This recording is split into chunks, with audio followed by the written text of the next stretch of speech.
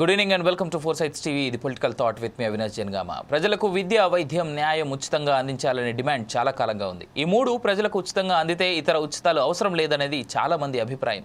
ఈ మూడింటిలో ఒకటైన వైద్య రంగానికి ప్రభుత్వం కొన్ని పథకాల పేరుతో నిధులు వెచ్చిస్తోంది. అయితే వాటిని అమలు చేయాల్సిన అధికారులు పథకానికి తూట్లు పొడుస్తున్నారు. ప్రజలకు ఇప్పటికే ప్రభుత్వ వైద్యంపై నమ్మకం సన్నగిలిన తరుణంలో నిధులను మింగుతున్న అధికారుల తీరుతో పేద ప్రజలకు అందాల్సిన సేవలు మరింత దూరం అవుతున్నాయి. వాటిని పర్యవేక్షించాల్సిన అధికారులే కంచె చేను మేసినట్లుగా వ్యవహరిస్తే పరిస్థితి ఏంటి? దానికి అడ్డుకట్ట వేయాల్సిన ప్రభుత్వం కళ్ళు తెరవాల్సిందేనా? డిఎంహెచ్ఓ అవినీతి ఒక్క సిద్దిపేట జిల్లాకే పరిమితమా? ఇతర జిల్లాల్లోనూ ఈ వ్యవహారం కొనసాగుతుందా? ఇదే ఇవాల్సి మన పొలిటికల్ థాట్ 4 Sides టీవీలో.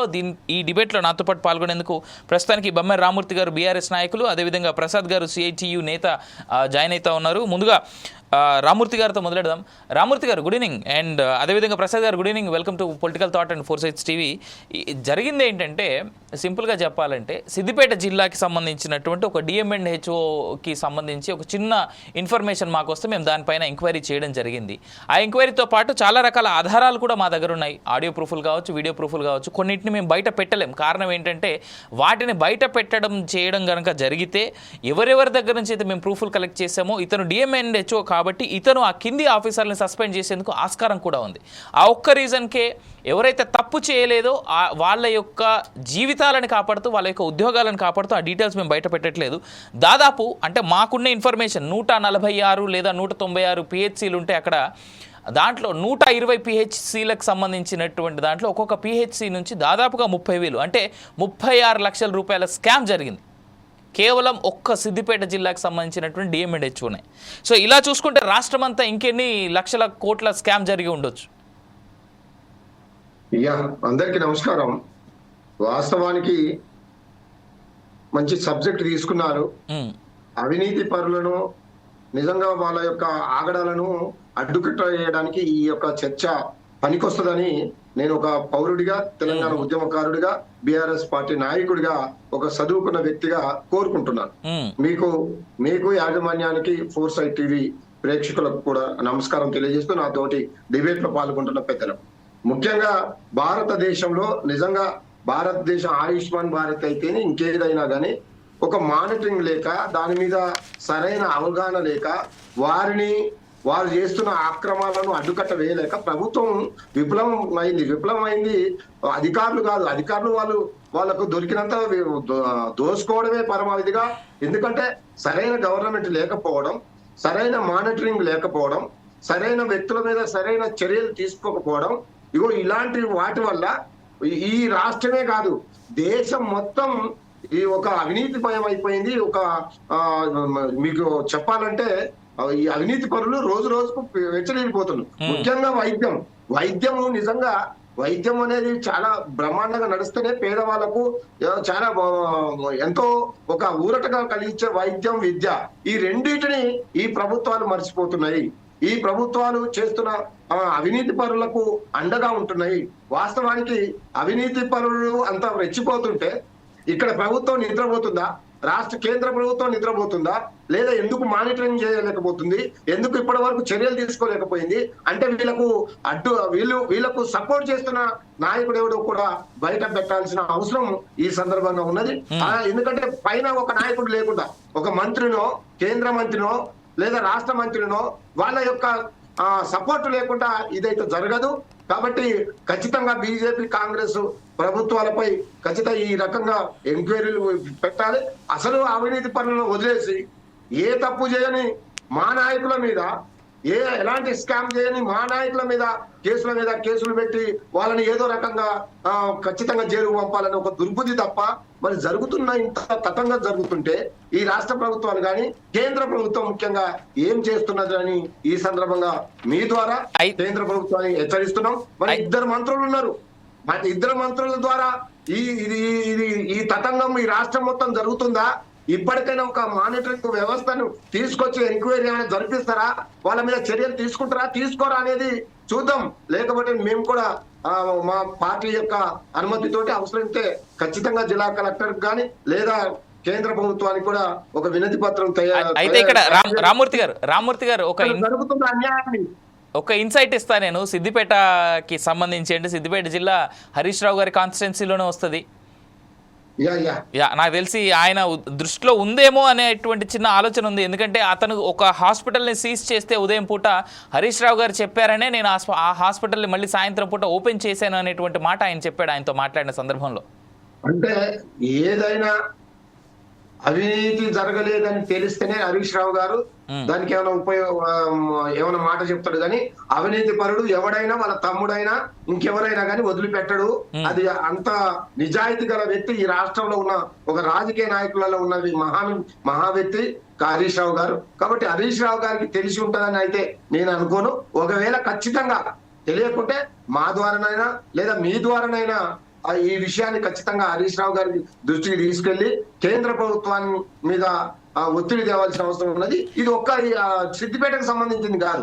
మీరు అనుకుంటున్నారు ఒక సిద్దిపేటలో 30 లక్షల రూపాయల అవినీతి జరిగితే ఇలా ఉన్న మొత్తం రాష్ట్రంలో ఇంకెంత జరగాలి, ఎంత అవినీతి జరగాలి. వీళ్ళంతా డాక్టర్లు ఇట్లా భయపెడుతూ లేదా హాస్పిటల్ ఎంక్వైరీ పేరు మీద భయపెడుతూ ఒక బృందాలనే తయారు చేసి వసూళ్లను తెగబడ్డారంటే ఇంతకంటే దుర్మార్గం ఇంకా ఏది ఉండదు. కాబట్టి ఇప్పటికైనా ప్రభుత్వం మీద ఖచ్చితంగా ప్రతిపక్షం ఉన్నా మేము అడుగుతాం, నిలదీస్తాం. అది ఎవరున్నా వాళ్ళ వెనక ఎవరున్నా కానీ క్షమించకూడదని ఈ సందర్భంగా మీ ద్వారా. సరే, అయితే ఒక మాట ఇవ్వండి. ఫోర్సైట్స్ టీవీ ముఖంగా ఇప్పుడు ఈ డిబేట్ సాక్షిగా హరీష్ రావు గారి దృష్టికి ఖచ్చితంగా నేను ఈ విషయాన్ని తీసుకెళ్తాను, తగిన చర్యలు తీసుకునేలాగా ఎంకరేజ్ చేస్తాను అనేటువంటి మాట మీరు ఖచ్చితంగా ఇవ్వాలని కోరుతా ఉన్నాను ఈ సందర్భంగా.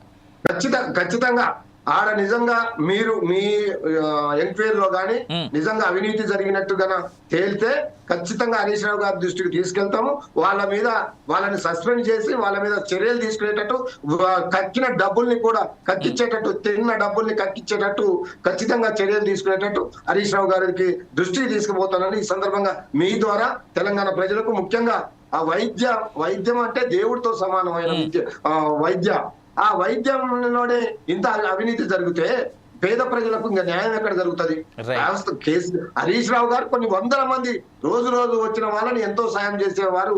ఇలాంటివి జరుగుతుంది అని తెలిస్తే మాత్రం ఖచ్చితంగా ఊరుకోడని నా మనసు చెప్తుంది. ఖచ్చితంగా ఆ విధంగా హరీష్ రావు గారితో అవసరమైతే కేంద్ర ప్రభుత్వానికి లెటర్ కూడా రాపిస్తామని ఈ సందర్భంగా తెలియదు. చాలా థ్యాంక్ యూ సార్, చాలా పెద్ద మాట ఇచ్చారు. మనం మాట్లాడదాం దీని కంటిన్యూషన్. ఎందుకంటే కొన్ని రోజుల పాటు మేము ఈ రకమైనటువంటి అంశాలను వెలుగులో తీసేటువంటి ప్రయత్నంలో ఉన్నాం. ఎందుకంటే ఎవరికి ఏ ప్రలోభాలకి లొంగకుండా ఫోర్సైట్స్ టీవీ పనిచేస్తుంది. మనతో పాటు ప్రసాద్ గారు సిఐటియు నేత కూడా ఉన్నారు. కాబట్టి ప్రసాద్ గారు, మొత్తం సబ్జెక్ట్ అంతా మీరు విన్నారు. దీనిపై మీ స్పందన ఏంటి? దీనిపై ఎలాంటి యాక్షన్ తీసుకుంటే బాగుంటుంది అంటారు మీరు?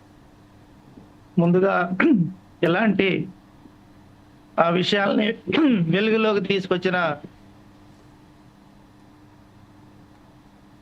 ప్రసాద్ గారు,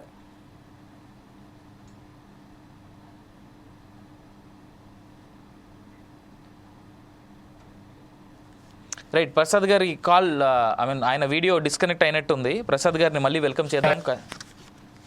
బడుగు బలహీన వర్గాల వారు ఇంకా వైద్యానికి దూరంగానే ఉంటున్నారు. దురదృష్టం ఏంటంటే ప్రైవేటు కార్పొరేట్ సంస్థలు వాళ్ళ లాభాల కోసం అనేక ఫీజులు వసూలు చేస్తా ఉన్నారు. పేదలకి దగ్గరగా ఉన్న ప్రభుత్వ వైద్యశాలల్లో ఇలాంటి అవినీతి కార్యక్రమాలు జరగడం, దాన్ని స్వాతంత్రం వచ్చి ఎంతమంది వచ్చినా, ఎన్ని ప్రభుత్వాలు వచ్చినా, ఎంత యంత్రాంగం ఉన్నా ఇంకా దౌర్భాగ్యమైన పరిస్థితి మనం ఎదుర్కొంటున్నాం అని అంటే ఇది క్షమించరాని నేరం. పేదలకి దగ్గరగా ఉన్నదే మన ప్రభుత్వ వైద్యశాలలు. కాబట్టి ఇలాంటి సంఘటనలు జరగకుండా బాధ్యులు ఎవరైనా వారిని కఠినంగా శిక్షించాలా, చర్య తీసుకోవాలా. వారి ప్రభుత్వంలో ఏ స్థాయిలో ఉన్నా, అధికారులు ఏ స్థాయిలో ఉన్నా వారి మీద తప్పనిసరిగా చర్యలు తీసుకోవాలా. నిఘా వ్యవస్థని ఏర్పాటు చేసుకోవాలి. పోలీసు యంత్రాంగం, పోలీసు కానీ, ఇంటెలిజెన్సీ కానీ అనేక నివేదికలు ప్రభుత్వానికి ఇస్తా ఉంటది. ఏ సంస్థలో ఏ యొక్క డిపార్ట్మెంట్ లో ఏం జరుగుతుంది అనేది ప్రతి శాఖకి రాష్ట్ర స్థాయిలో దానికి ఉంటారు. రాష్ట్ర స్థాయిలో ఉన్న వాళ్ళు మరి ఏం బాధ్యత వహిస్తున్నారు, ఆ శాఖకి మంత్రులుగా ఉన్న వాళ్ళు ఏం చేస్తున్నారు, ఇన్ని ప్రభుత్వ యంత్రాంగంలో ప్రతి జిల్లాకి కలెక్టర్ ఆధ్వర్యంలోనే ఇవి సంస్థలు నడుస్తూ ఉంటాయి.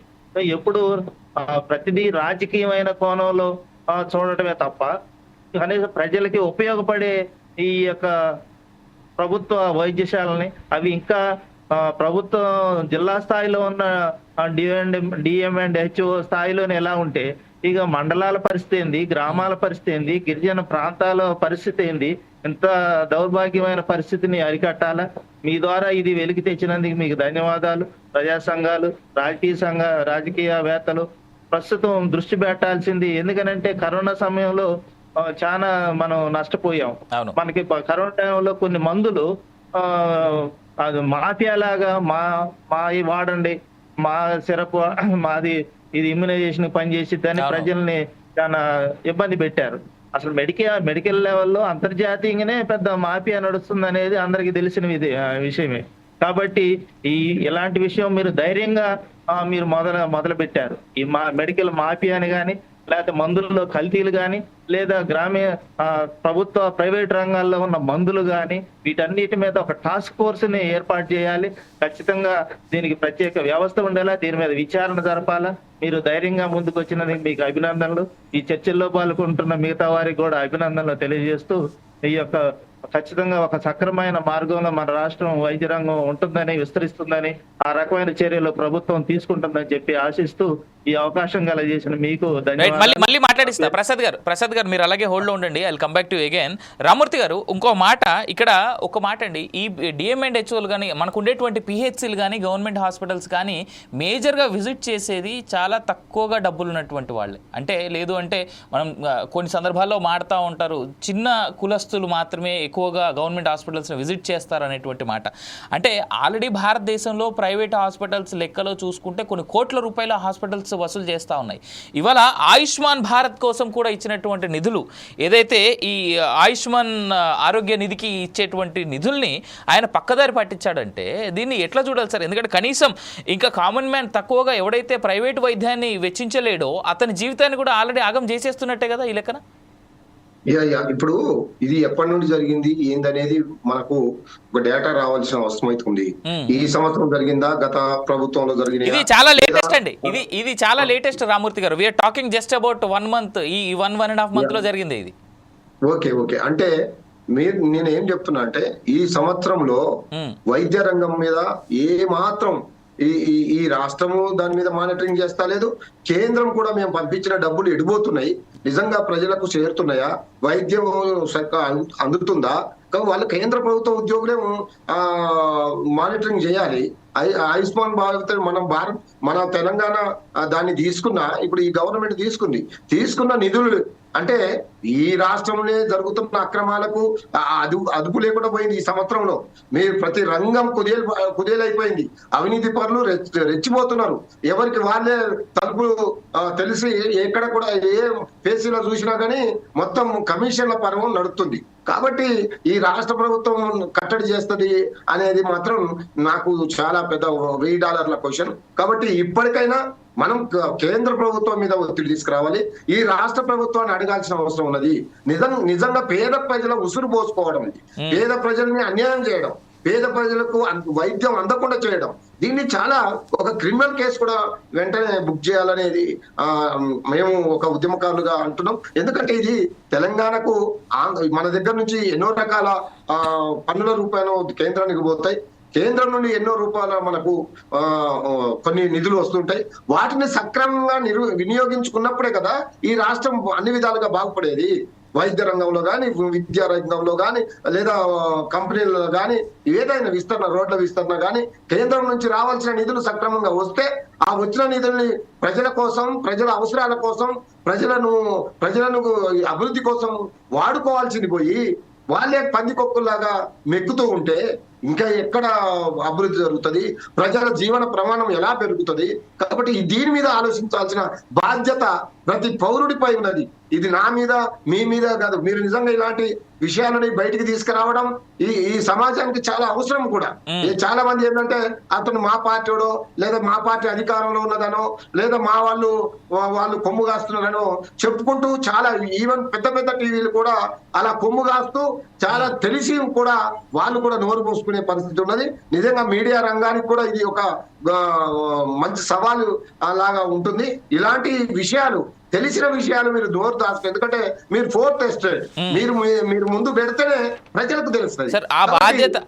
ఆ బాధ్యత తీసుకున్నాం కాబట్టి ఇవాళ మేము మాట్లాడుతుంది ఇంకా కేవలం సిద్దిపేట ఒకటే, ఇంకా 4-5 జిల్లాల్లో మా ఎంక్వైరీలు నడిచాయి, మా ఈ ఫుటేజ్లు ఉన్నాయి మా దగ్గర, దానికి సంబంధించినటువంటి ఆడియో రికార్డులు, వీడియో రికార్డులు అన్నీ ఉన్నాయి మా దగ్గర.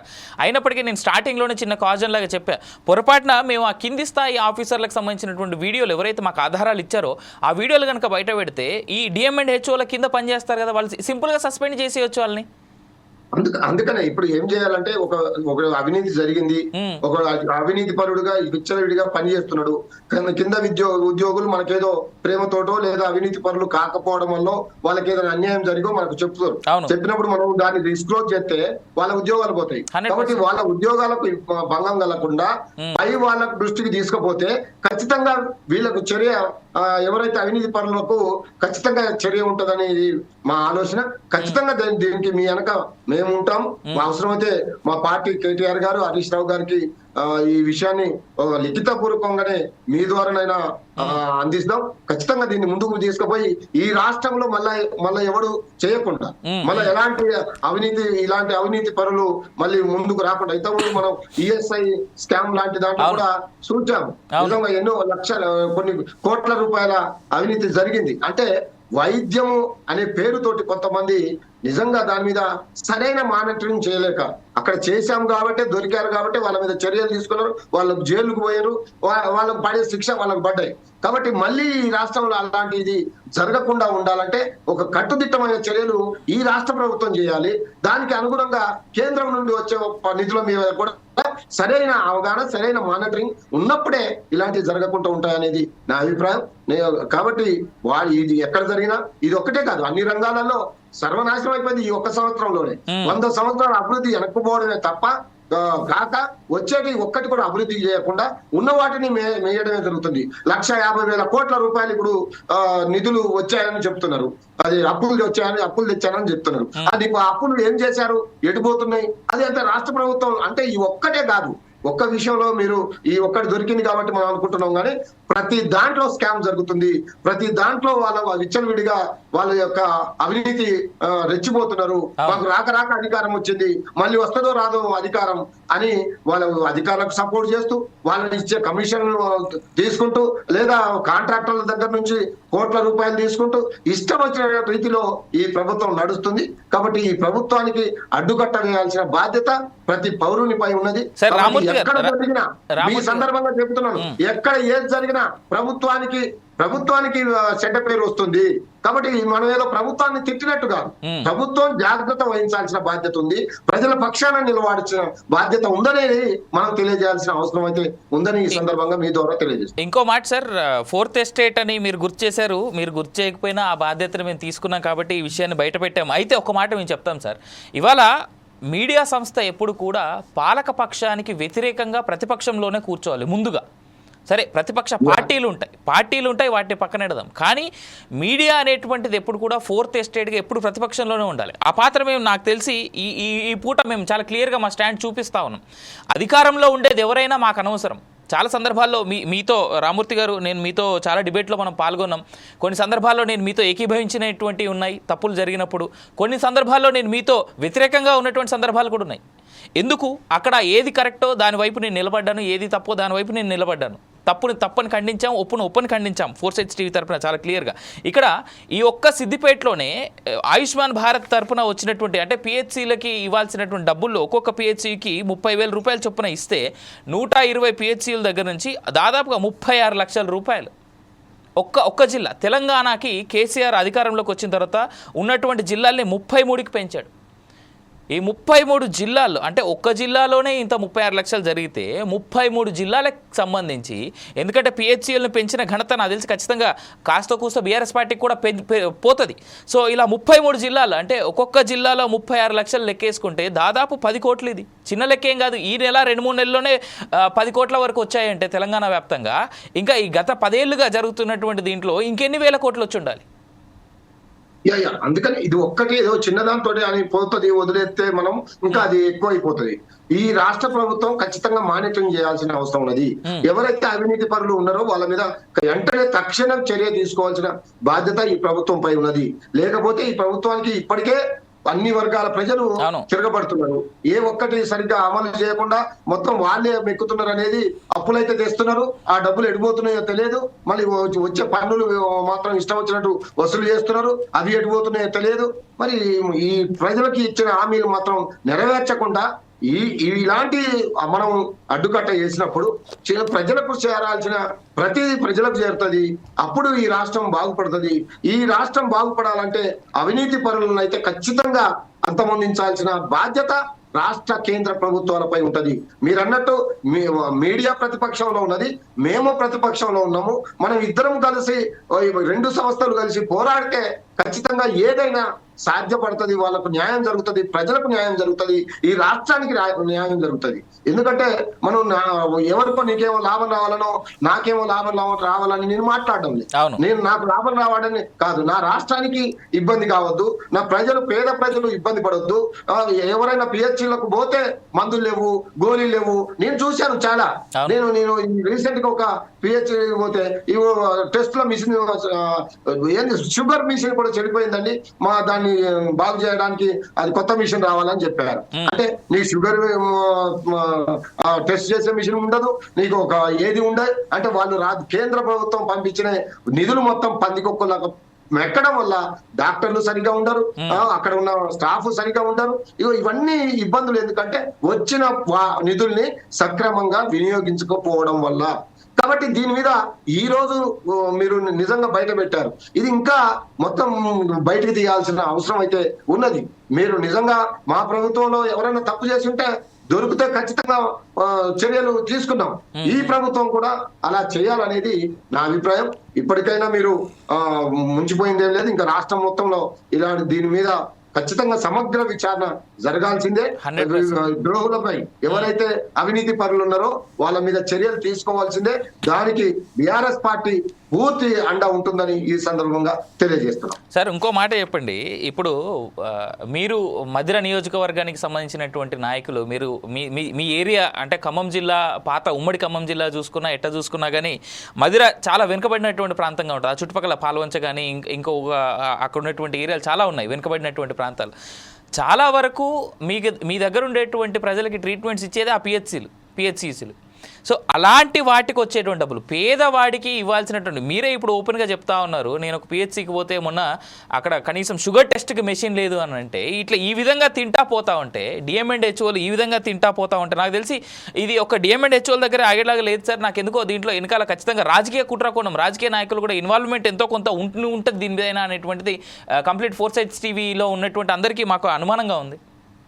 అంటే నిజమే, వాస్తవానికి వెంటనే వైద్య ఆరోగ్య మంత్రి గాని, ఆ శాఖ ప్రిన్సిపల్ సెక్రటరీ గాని, లేదా సీఎం గారు గాని దీని మీద ఖచ్చితంగా వెంటనే మానిటరింగ్ చేయాల్సిన అవసరం ఉన్నది. దీని మీద ఒక చర్య తీసుకోవాల్సిన అవసరం ఉంది. ఒక కమిటీ వేసి దీని మీద ఒక ఉన్నతమైన కమిటీ వేసి సమగ్ర విచారణ జరిపించి అవసరమైతే కేంద్ర ప్రభుత్వంలో ఉన్న వాళ్ళని ఇంక్లూడ్ చేసుకొని, ఎందుకంటే ఎంత వస్తున్నాయి కేంద్ర ప్రభుత్వం తెచ్చిన వాటిని ఇప్పుడు మరి బీజేపీ కేంద్రంలో అక్కడ అధికారంలో ఉన్నది, ఇక్కడ మరి ప్రతిపక్షం ఉన్నది. మేము ఇట్లా మాట్లాడితే మా మీద దుమ్ము వేస్తే పోతారా అని ఒక దుర్మార్గమైన కుట్రలే మాట్లాడతారు తప్ప, అయ్యో నిజంగా నష్టం జరుగుతుంది, మనం ఇచ్చిన నిధుల్ని ఈ రాష్ట్ర ప్రభుత్వం చక్కగా వినియోగించుకోలేకపోతుంది అనే మాట చెప్పరు వాళ్ళు. ఎప్పుడు కూడా వాళ్ళకి ఏ విధంగా కూడా దీని మీద ప్రజల మీద కానీ, వచ్చే నిధుల మీద కానీ, తెచ్చే నిధుల మీద కానీ వాళ్ళకు ఒక సోయి లేదు. కాబట్టి ఈ రాష్ట్ర ప్రభుత్వం ఖచ్చితంగా చర్య తీసుకోవాలి. ఈ రాష్ట్రంలో జరుగుతున్న అన్యాయాన్ని, అక్రమాలని ఏ రంగంలో కూడా, ప్రతి రంగం కూడా కుదేలైపోయింది. మీరు రోజుకు రైతుల ఆత్మహత్య కానీ, ఇక్కడ విత్తనాలు ఒక రైతు అయితే మొన్న 6 ఎకరాల వేసుకున్నాము, మొత్తం పాడైన విత్తనాలు వేయడం వల్ల పంట దిగుబడి రాక నిజంగా ఆత్మహత్య కూడా చేసుకునే ప్రయత్నం చేశారు రైతులు. అంటే ప్రతి దాంట్లో అక్రమాలు నకిలీలు ఏర్పడుతున్నాయి. ఇవన్నీ దేని వల్ల వస్తున్నాయి అంటే వచ్చిన వాటి మీద వీళ్ళు సరైన మానిటరింగ్ చేయలేకపోవడం ప్రభుత్వ వైఫల్యం. ఈ ప్రభుత్వ వైఫల్యాన్ని మనం ఎండగట్టినప్పుడే ఆ ప్రభుత్వం ఒళ్ళు జాగ్రత్త పెట్టుకొని ఒళ్ళు దగ్గరగా పెట్టుకొని పనిచేస్తుందని ఈ సందర్భంగా తెలియజేస్తున్నాం. కాబట్టి అది ఏ రంగంలోనైనా, అది వైద్య గాని, విద్య గాని, లేదా ఇంకా వ్యవసాయ రంగం గాని, ఇంకా ఏ రంగంలో గాని, నీటిపారుదల రంగం గాని, మనం ప్రభుత్వం ఒక సూటిగా వాళ్ళకు ప్రశ్నించి వాళ్ళకు చర్యలు తీసుకున్నప్పుడే ఈ ఇచ్చే నిధులు కూడా సక్రమంగా ఆదవుతాయి. నిన్న ఒక దగ్గర అవినీతి ఎంత ఘోరంగా ఉన్నది అనేది ఒక రోడ్డు వేస్తుంటే చూపెట్టాడు ఒక ఎమ్మెల్యే ప్రయాణం. అంటే వాడు ఎంత అంటే ఆయన కొద్దిగా మరి ఆయనకు నిధులు అందలేదా ఒక వైపు లేదు, నిజంగా స్వచ్ఛంగా ప్రజలకు నాకైతే ఒక మంత్రి గారు అయితే చాలా బ్రహ్మాండంగా ఒక మాట అన్నాడు. మాకు మా మంత్రి, మా గవర్నమెంట్ లో అప్పుడు పనిచేసిన మంత్రి గారు, పేరు చెప్పను అని, ఆయన అన్నమాట, నా నియోజకవర్గంలో వేస్తున్న రోడ్డు మీరు ప్రతిదీ వేసిన దాని మీదనే వేసేది కాకుండా తవ్వి మొత్తం తీసి పడేసి అప్పుడు రోడ్డు వేస్తే గట్టిగుంటది. అంటే అది కొత్త అవినీతికి తావులేని కాడ అలాంటివి జరుగుతాయి. లేదు వేరే కాడ ఏం జరుగుతుందంటే వాళ్ళు ఒక ₹1 కోటి వచ్చేస్తుంది, పైన వేసుకుంటూ పోతారు. మళ్ళీ వారం రోజులకు, నెల రోజులకే ఇప్పుడు మధ్య నియోజకవర్గంలో ఈ ప్రభుత్వం ఇచ్చినాక చేసిన రోడ్లే మళ్ళా గుంతలు పోయే పరిస్థితి. మధ్య నియోజకవర్గమే కాదు, ఖమ్మంలో జిల్లాలో, ఉమ్మడి జిల్లాలో భద్రాచలం నుండి ఇటు ఎరుపాలెం దాకా, ఇటు కోదాడ మాకు ముదిగొండ మండలం దాకా, ఇటు పాలేరు దాకా ఎటు చూసినా పిహెచ్లే ఉంటాయి. అక్కడ చాలా ఇప్పుడు కుక్క కాటుకైనా లేదా పాము కాటుకైనా ఈ మందులన్నీ అక్కడే దొరుకుతాయి, కానీ అక్కడ దొరకడం లేదు. ఒక యాక్సిడెంట్ అయింది గుండాల మండలంలో, ఒక యాక్సిడెంట్ అయితే అక్కడ పిహెచ్లో మా దగ్గర కనీసం ఇట్లా నెత్తికి కట్టడానికి గుడ్డ కూడా లేదు, బట్ట కూడా లేదని అక్కడ నుంచి కనీసం ఒక మైనర్ ట్రీట్మెంట్ కూడా చేయకుండా అక్కడ నుంచి వేరే దగ్గరికి పంపిరు. అక్కడ లేదు, మండలంలో లేదు, మండల హెడ్ క్వార్టర్ లేదు, అక్కడ నుంచి జిల్లాకు వచ్చారు, జిల్లా హెడ్ క్వార్టర్ లేదు, ఆ నుంచి మళ్ళీ ఖమ్మం వచ్చారు, ఖమ్మం హెడ్ క్వార్టర్ లో కూడా పట్టుకోలేదు. అంటే ఇంత దయనీయ పరిస్థితిలో ఈ లోపు ప్రాణం పోతే పరిస్థితి ఏంటి సార్? అంతే పోయినట్టేనా? ప్రాణాలు పోతున్నాయి. ఆ టైంకు మాకు 12 గంటలకు యాక్సిడెంట్ అయిన వ్యక్తి మళ్ళా నైట్ 12 గంటల దాకా బ్రెయిన్ మొత్తం అదే అయిపోయిన వ్యక్తిని నిజంగా ఒక గవర్నమెంట్ ప్రైవేట్ హాస్పిటల్లో మళ్ళీ నేను ఆరోగ్యశ్రీ మీద జాయిన్ చేయించి దాదాపు 2 నెలలు కోలుకొని ఇప్పుడు పెద్ద ఆపరేషన్ చేసి హాస్పిటల్ యాజమాన్యం కూడా మా పువ్వాడ అజయ్ కుమార్ గారిది మమతా హాస్పిటల్లో చేయించాము. అంటే ఇవా ఎందుకు చెప్తున్నాం అంటే ఈ వాస్తవాలు, అంటే జరుగుతున్న సత్యాలు ఇవి. ఏదో వాళ్ళని గుడ్డగాల్చి మీదేసి వాళ్ళు ఏదో తప్పు చేస్తున్నారని చెప్తున్న విషయాలు కాదు. కాబట్టి ఎంత మనం చేయాలో అంతా చేయడం లేదు. ప్రభుత్వం పిహెచ్సిల మీద దృష్టి పెట్టాల్సిన అవసరం ఉన్నది. ఇప్పటి వరకు ఈ ప్రభుత్వం, ఈ గవర్నమెంట్ వచ్చేసారి నుంచి ఒక్కసారైనా మానిటరింగ్ జరిగిందా? దాని మీద కనీసం ఒక రివ్యూ జరిగిందా? దాని మీద ఎంత మంది ఉన్నారు, ఏం వస్తున్నాయి, ఏం మందులు ఉన్నాయని కనీసం ఒక్కసారైనా ఈ మంత్రి గాని లేదా ప్రిన్సిపల్ సెక్రటరీ గాని లేదా ముఖ్యమంత్రి అయినా చేసిందా అంటే లేదు. కాబట్టే వాళ్ళ ఇష్టానురాజ్యం, ఇక ఎవరు అడిగేటోడు లేడు, ఎవరు చేసేటోడు లేదు, ఎవడన్నా అడిగితే ఏదన్నా వాళ్ళకు కూడా ఇంత తులము పొలము ఇద్దాం అనే ఒక ధీమానం ఈ ప్రభుత్వ ఉద్యోగులు కొంతమంది ఉన్నారు, అందరూ కాదు కొంతమంది ఉన్నారు. ఆ కొంతమంది మీద చర్య తీసుకోవాల్సిన బాధ్యత రాష్ట్ర కేంద్ర ప్రభుత్వాలపై ఉన్నదని ఈ సందర్భంగా తెలియజేస్తున్నాను. రైట్ సార్, ఇదే సందర్భంలో మా మెదక్ జిల్లా రిపోర్టర్ మాతో పాటు లైన్లో ఉన్నారు, ఇప్పుడు ఫోన్ ఇన్ ద్వారా ఆంజనేయులు ఉన్నారు. ఒకసారి ఆంజనేయులతో మాట్లాడేటువంటి ప్రయత్నం చేద్దాం సార్. ఎందుకు అనంటే తనకి విపరీతమైనటువంటి బెదిరింపు కాల్స్ చేసి కూడా బెదిరించేటువంటి ప్రయత్నం చేశారు ఈ సదరు వ్యక్తి. We don't want to name them but still Anjaneyulu good evening and welcome to political thought. Abhilash, ఈ సిద్దిపేట డిఎంహెచ్ఓ గారు కొన్ని అవాంఛనీయ సంఘటనలకు పాల్పడ్డాడు. అదే నేపథ్యంలో చూసుకున్నట్లయితే మనము పిహెచ్సి సెంటర్లను ఉన్న సెంటర్లకు వచ్చిన నిధులను దారి మళ్లించాడు. ఒక ప్రైవేట్ వ్యక్తిని పెట్టుకొని అతని అకౌంట్ లోకి ట్రాన్స్ఫర్ చేయించాడు. మొత్తం జిల్లాలో 196 ఉంటే 120 సెంటర్ల నుంచి దారి మళ్లించాడు. దారి మళ్లించి ఆ నేపథ్యంలో ఆయన ప్రైవేట్ వ్యక్తి అకౌంట్లకు చేయాలని చెప్పేసి మన పిహెచ్సి సెంటర్ల ఇన్ఛార్జ్లకు ఆదేశాలు జారీ చేశాడు. అవును, ఆంజనేయులు ఇంకో మాట చెప్పండి. మీకు ఎందుకంటే మనం మధ్యాహ్నం పూట కూడా దీనికి సంబంధించి ఒక ఎక్స్క్లూజివ్ డ్రైవ్ చేయడం జరిగింది. వినికిడి ఏంటంటే మీకు మళ్ళీ ఆ తర్వాత నుంచి చాలా మంది ఫోన్లు చేసి మిమ్మల్ని బెదిరించేటువంటి ప్రయత్నం కూడా చేశారనేటువంటి మాట వినిపించింది. ఇట్లా వాస్తవం ఎంత? మీ దగ్గర ఉన్నటువంటి ఇంకేమైనా మళ్ళీ మిమ్మల్ని అప్రోచ్ అయ్యేటువంటి ప్రయత్నం ఏమైనా జరిగిందా? లేదు, కొన్ని బెదిరింపు కాళ్ళు అయితే వచ్చాయి, కానీ దాని నేపథ్యంలో మళ్ళీ అంత మాత్రమే కొన్ని సమాచారం స్వీకరించడానికి బెదిరింపు కాళ్ళు చేయడం జరిగింది. ఓకే ఓకే ఆంజనేయులు, మళ్ళీ నేను మిమ్మల్ని సంప్రదిస్తాను, అలాగే ఉండండి మీరు. రైట్ సార్, రామూర్తి గారు విన్నారు మా ఆంజనేయులు చెప్పినటువంటి మాట మీరు. సో దీన్ని బట్టి మీరు అర్థం చేసుకోవచ్చు, ఆఖరికి బెదిరింపుల దాకా కూడా వెళ్ళిపోయారు ఆ మనిషి అని అంటే ఇది ఎట్లా చూడాలి సార్? అంటే ఇప్పుడు మనం కొంచెం వాస్తవానికి కొద్ది మీరు కత్తి మీద సాములాగా పనిచేస్తున్నారు వాస్తవానికి. ఎందుకంటే కొన్ని ఉంటాయి, ఎందుకంటే నా ఉద్యోగం పోతుంది, నా బండారం బయటపడ్డది, నా పరువు పోయేటట్టుంది, నా యొక్క ఆస్తులని జప్తు చేసేటట్టున్నది అనే ఆలోచన ఆయనకు వచ్చినప్పుడు ఇలాంటి చర్యలకు పాల్పడడం అది సర్వసాధారణం. కాబట్టి మనం కూడా జాగ్రత్తగా ఉండాల్సిన అవసరం ఉన్నది. ఖచ్చితంగా డిపార్ట్మెంట్ కూడా చెప్పాల్సిన అవసరం ఉన్నది. ఈయన జరుగుతున్న తతంగాన్ని, జరుగుతున్న అవినీతిని మనం ఖచ్చితంగా నిజాయితీగా బయట పెట్టినప్పుడు చాలా మంది ఏం చేస్తారంటే, నేను వేరే టీవీల గురించి ఇప్పుడు బహిరంగంగా మాట్లాడలేదు, కానీ నేను చాలా విషయాల్ని చెప్పాము. ఇగో పలాని కాడ పలాని కల్తీ అది జరుగుతుంది, పలాని కాడ పలాని అది జరుగుతుంది అని చెప్తే వీళ్ళు వెళ్ళారు. తర్వాత అది ప్లే కాలేదు. ఏమైందన్న అంటే మా యాజమాన్యం ఒప్పుకోలేదు, లేదా మా వాళ్ళు ఒప్పుకోలేదు, ఇలా కొంత జరిగిన కుట్రలు అయితే ఉన్నాయి. కాబట్టి నేను అందరినీ అంటలేదు, దయచేసి మీరు చేస్తున్నది ధైర్యంగా చేయాలి. కొన్ని ఇబ్బందులు ఉంటాయి మాలాంటి వాళ్ళకు నిజాయితీగా, ఎందుకంటే మేము ఉద్యమకారులం. తెలంగాణ రాష్ట్రం కోసం దాదాపు 10-15 సార్లు జైలుకు పోయిన వాళ్ళం.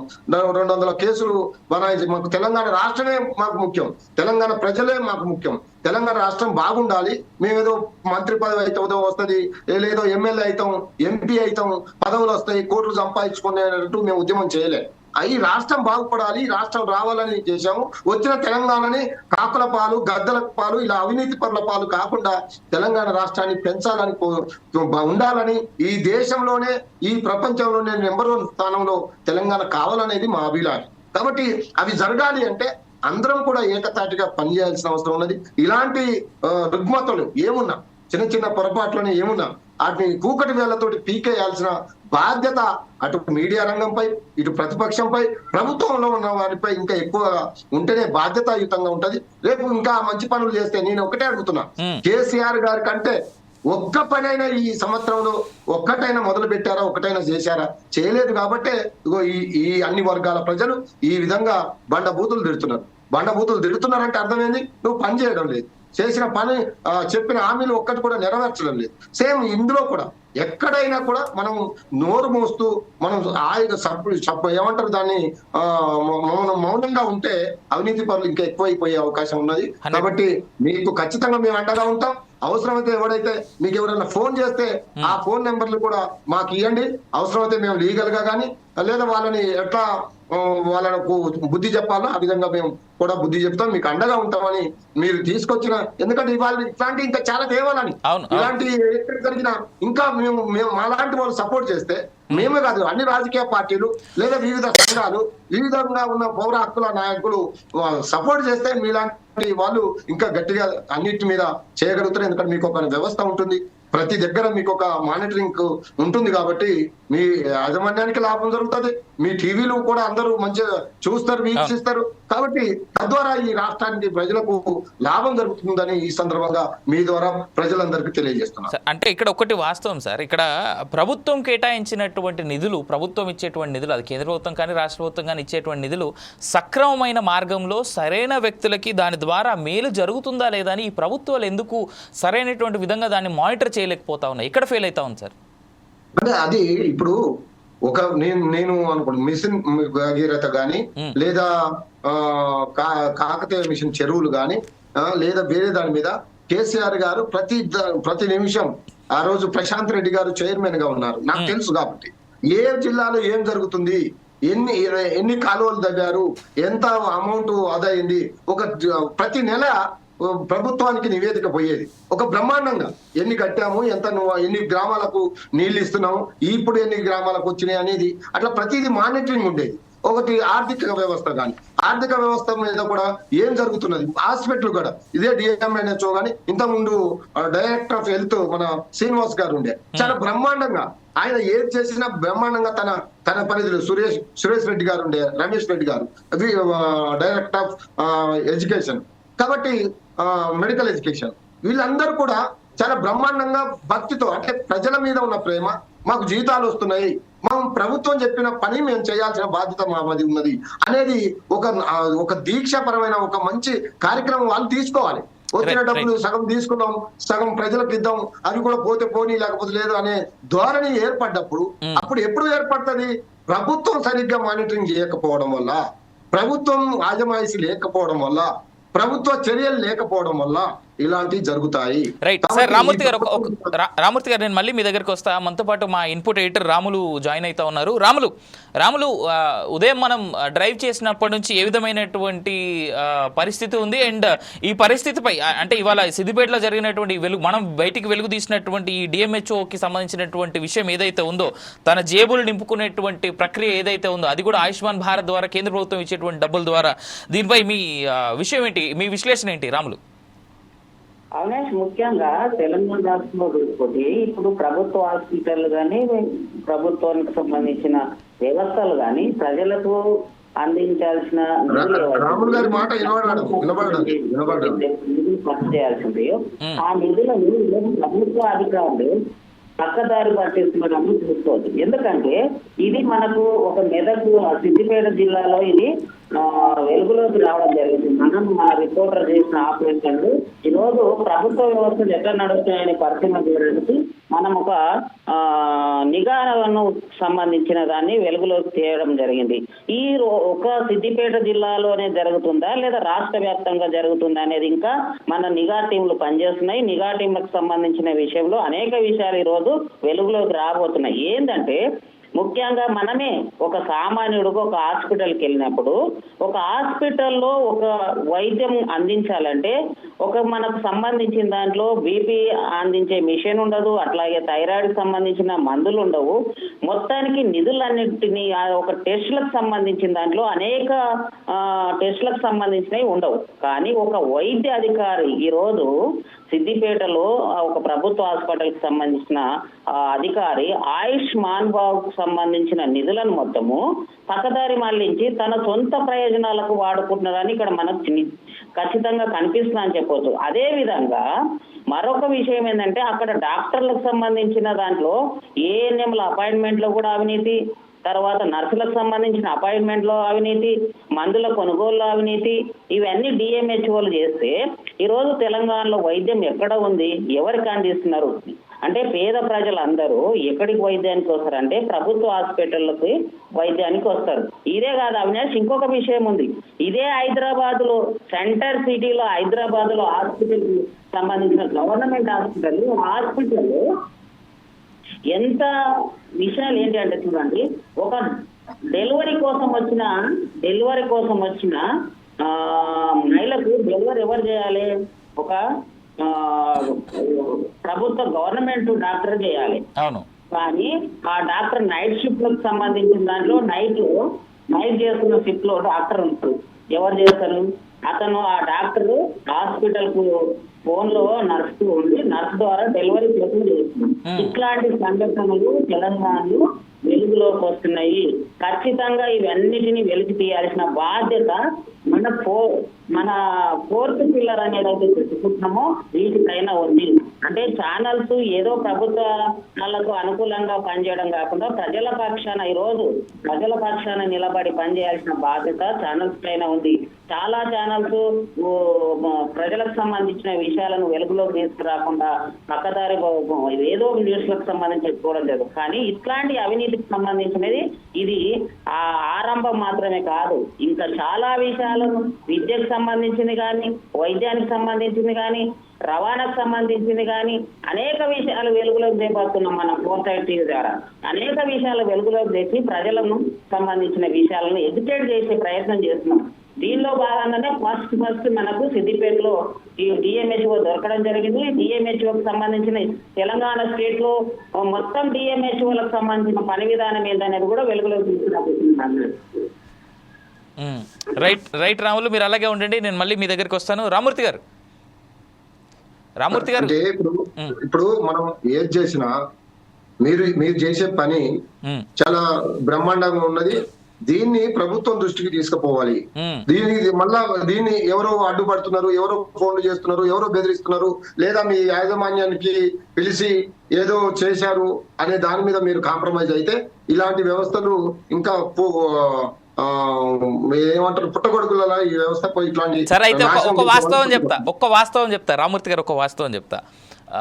ఎన్నేళ్ళుగా మేమంతా మీడియాలో ఉన్నాం ఏంటి అనేటువంటి విషయాన్ని పక్కన పెడితే స్వయంగా నాకే ఫోన్ చేసి ఒక పెద్ద వ్యక్తి ఇదే అంశానికి సంబంధించి దీనికి సంబంధించి ఎంక్వైరీ జరుగుతున్నటువంటి తరుణంలో లైవ్లో ఉన్నాం కాబట్టి ఇక్కడ ఈ ముఖంగా నేను చెప్పాల్సినటువంటి బాధ్యత కూడా నా పైన ఉంటుంది. నాకే ఫోన్ చేసి మాట్లాడినటువంటి సందర్భం ఉంది. నాకే ఫోన్ చేసి ఇది ఆపండి అని నాకు విన్నవించుకొని బెదిరించినటువంటి సంఘటన కూడా ఉంది ఇదే అంశానికి, ఇదే సిద్దిపేటకు సంబంధించి. అయితే ఇలాంటి కాంప్రమైజ్లకి భయపడం సార్. 4 Sides టీవీ కానీ 4 Sides టీవీలో పనిచేసే ఎవ్వరు కానీ ఏ కాంప్రమైజ్ మాకు అవసరం లేదు సార్. ఇవాళ నేను ఒక మాట చెప్తా, ఓపెన్గా ఒక మాట చెప్తా సార్. పేదవాడి కడుపు కొట్టి మనం సంపాదించుకునేటువంటి ₹1 ఈ పూట నా కడుపు నింపుతుందేమో, కానీ ఆ పాపం ఏనాడికైనా తగులుతుంది. నేను అది ఖచ్చితంగా చాలా బలంగా నమ్ముతాను. ఇది కర్మభూమి. నేను కూడా ఏమంటున్నా అంటే ఖచ్చితంగా నిజాయితీకి ఇబ్బందులు ఎక్కువ అంట. నిజాయితీగా ఉన్న వాళ్ళకు కొంచెం ప్రాబ్లం ఉంటది. వాళ్ళు వెంటనే కోటీశ్వరులు కాలేకపోవచ్చు, కానీ ఆ కష్టానికి తగ్గ ఫలితం అయితే వస్తుంది. కాబట్టి మీరేమి దాని వల్ల ఎవరో ఫోన్ చేసిండ్రు భయపడాల్సిన అవసరం లేదు. ఖచ్చితంగా మీ అమ్మటి సమాజం ఉంటది. అంటే మంచిని కోరుకునే ప్రతి సమాజం, ప్రతి వ్యక్తి, ప్రతి యాజమాన్యం, అది టీవీ వాళ్ళు కానీ, లేదా డిపార్ట్మెంట్ కానీ, లేదా ప్రభుత్వం కానీ, ఇంకా ఎవరైనా కానీ, ప్రైవేట్ వ్యక్తులు కానీ, లేదా సంఘాలు కానీ, మంచిని కోరే ప్రతి వారికి ఖచ్చితంగా అండదండలు ఈ దేశంలో ఉన్నారు. కాబట్టి మీలాంటి వాళ్ళు బయటకు తీయండి. ఇలాంటి ఎక్కడ కూడా కాంప్రమైజ్ కాకండి. ఖచ్చితంగా మాలాంటి వాళ్ళు ఖచ్చితంగా మీకు వెన్నంటి ఉంటాం, మీకు అన్ని రకాలుగా సపోర్ట్ చేస్తాం. అవసరమైతే ఎలాంటి చర్యలకైనా తీసుకోవడానికి ప్రభుత్వాలపై ఒత్తిడి తేవడానికి మేము ముందుంటామని ఈ సందర్భంగా మీకు తెలియజేస్తున్నాం. అందుకనే చేసేది మనం ఒక పారదర్శకం. ఉత్తనే గుడ్డగాల్చి మీదేసినట్టు ఎవరో చెప్పారు మనకు తెలియకుండా ఏదో ఎవరో చెప్పారు, అన్నారట, ఉన్నాయట, చేశారట అనే ఈ ఊహాజనితమైన కార్యక్రమాలకు చేయకుండా నిజమైన అవినీతిని బయటపెట్టే ఒక అస్త్రంగా మీరు ఉండాలి అనేది నా అభిప్రాయం. ఖచ్చితంగా దీంట్లో ఎలాంటి వేషాలు పోకుండా మీరు మాత్రం నిక్కచ్చిగా నిలబడ్డందుకు, ఇప్పటి వరకు నిలబడ్డందుకు, ఇలాంటి ఫోన్లను కూడా మీరు తట్టుకొని ముందుకు పోతున్నందుకు కూడా మీకు హృదయపూర్వక ధన్యవాదాలు మా తరపు నుండి, మా బీఆర్ఎస్ పార్టీ తరపు నుండి తెలియజేస్తూ ఖచ్చితంగా మా పార్టీ నాయకుల దృష్టికి తీసుకెళ్తాం. అవసరమైతే ప్రభుత్వాల దృష్టికి తీసుకుపోతాం. మీరు ఓకే అంటే మీ దగ్గర ఉన్న డీటెయిల్స్ మొత్తం తీసుకొని ప్రభుత్వ ప్రధాన కార్యదర్శి, medical and health principal secretary కూడా కలిసి వినతి పత్రం ఇచ్చేటట్టు చర్యలు తీసుకున్నామని ఈ సందర్భంగా. తప్పకుండా సార్. ఈ సందర్భంగా అంటే మొదటి విషయం ఇక్కడ మన సిద్దిపేట జిల్లా నుంచే మొదలైంది కాబట్టి మీ పెద్ద నేత, మీ పార్టీకి కేసీఆర్ తర్వాత అంతటి స్థాయి ఉన్నటువంటి నేత హరీష్ రావు సంబంధించినటువంటి జిల్లాలోనే మొదలైంది కాబట్టి ముందుగా అక్కడ నుంచే మొదలెడదాం. మిగిలిన జిల్లాలకు సంబంధించినటువంటి డీటెయిల్స్ కూడా అన్నీ వస్తూ ఉన్నాయి. ఒక 2-3 రోజుల్లో నాకు తెలిసి చాలా పెద్ద బ్లాస్ట్ సార్. మేము సిద్దిపేటతోనే మొదలెట్టాం కానీ ఇంకా చాలా జిల్లాలు ఉన్నాయి మా దగ్గర.